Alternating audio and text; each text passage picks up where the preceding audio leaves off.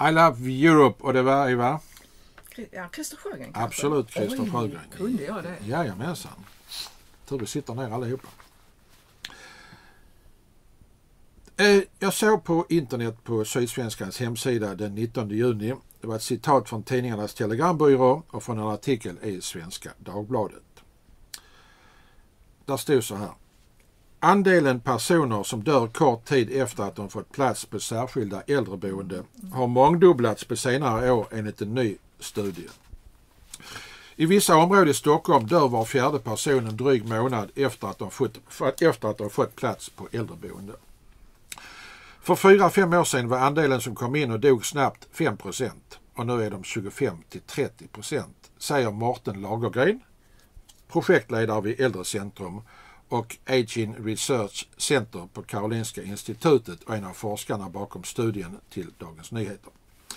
En orsak till utvecklingen är att äldre idag bor kvar hemma i större utsträckning, vilket ofta innebär att de är sjukare när de får plats på äldreboenden. Socialstyrelsen varnar för att orsaken kan vara platsbrist.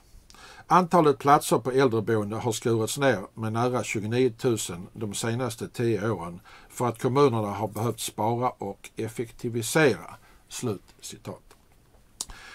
Ja, gott folk, Socialstyrelsen varnar för att det kan vara platsbrist på grund av avsaknaden av pengar till detta. Ja, vi på Gula partiet kan i varje fall tala om att det inte beror på Coca-Cola-konsumtionen och inte heller beror det på klimatförändringarna. Nej, vi kan nog bekräfta er teori på pengabrist. Vi i Gula partiet tycker i detta sammanhang att ni som har uttalat er om att Sverige är ett rikt land, och ni är rätt många, eller hur Eva? Ni kan väl komma fram och berätta var alla som behöver pengar kan hämta pengarna.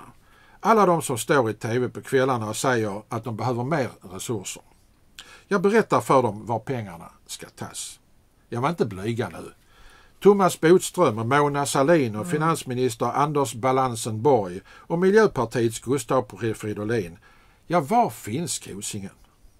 Intressant, va? Du har snackat om bokskogen. Ja, jag säger de är ju nära. Vi får nog gå ut och kolla där. Regeringsalliansen gick ut den 23 juni i år med ett meddelande att man ville höja ministraffet för inbrott till 1 år. Jaha, har man insett att vi inte kan hålla på med den politik vi har haft nu i många år?